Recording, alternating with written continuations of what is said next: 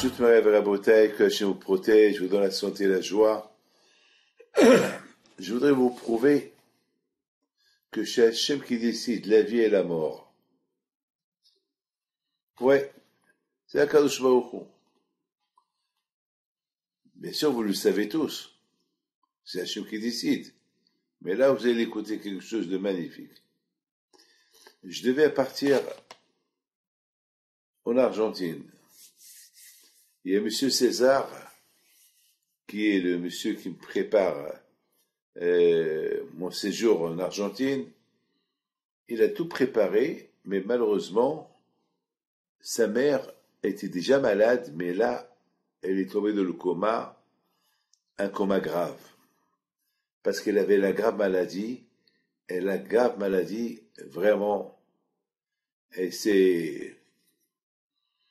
elle a été dans tout le corps, à tel point que ses intestins, ils étaient déjà, ils ne pouvaient pas fonctionner, là, ils ne pouvaient même pas faire son toilette, rien du tout. Alors maintenant, moi, j'avais un problème. Il m'a préparé le séjour, mais s'il lui arrive quelque chose la semaine que j'arrive, après Shavuot, je perds la semaine, c'est pas la peine que je vais. Et en plus, j'avais besoin d'argent.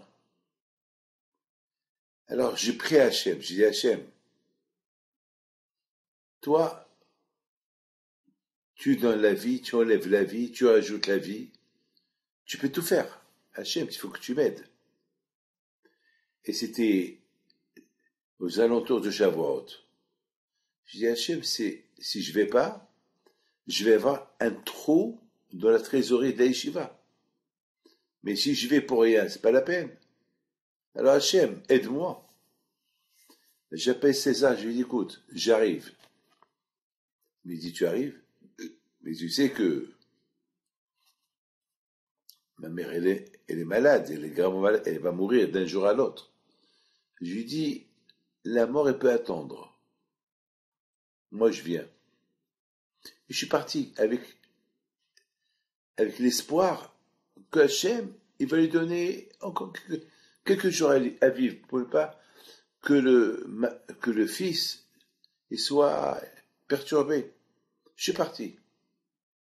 J'arrive là-bas, ils me mettent directement à l'hôpital.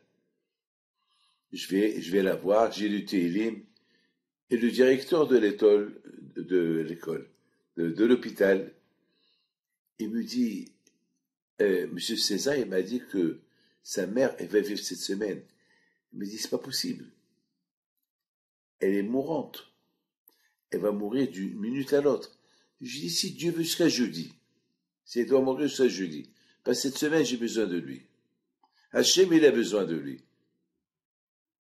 C'est une histoire qui est connue en Argentine. C'est Hachem. Moi, j'ai l'aïmouna à Kadosh Baruch Hu. Je prie.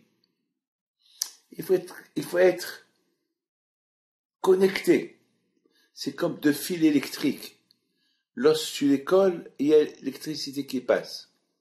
Il faut que ça passe entre toi et Dieu. Pour que ça passe, il faut avoir l'aïmouna. Ça, c'est un travail personnel de la personne. Bon. Alors, vous savez que ce que me dit le directeur de l'hôpital?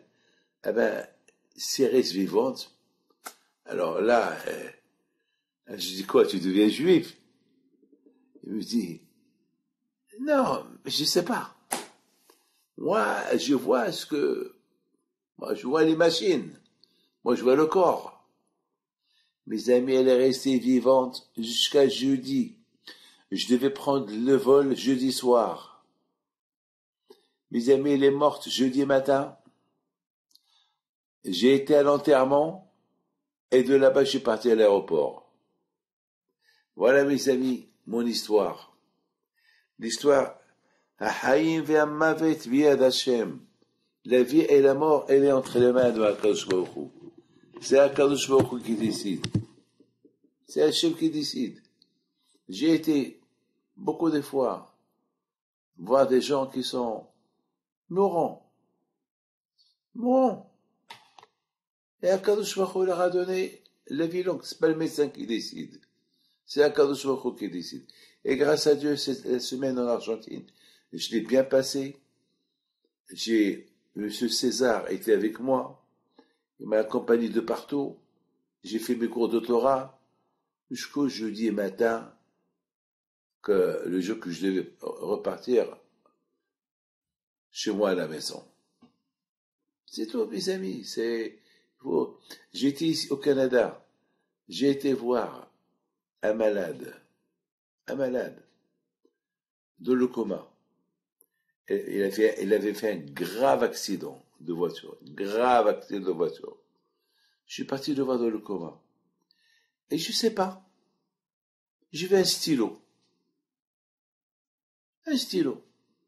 J'ai pris le stylo et je lui ai écrit une bracha.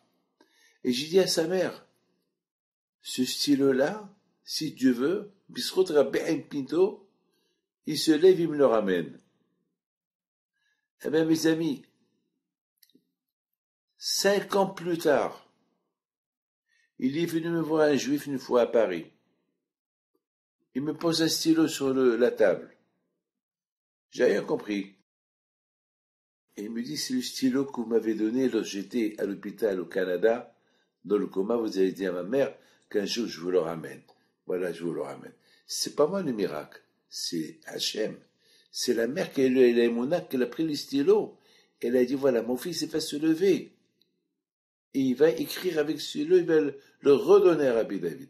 Mes amis, tout est entre les mains d'Hachem. Qu'Hachem vous protège. Amen.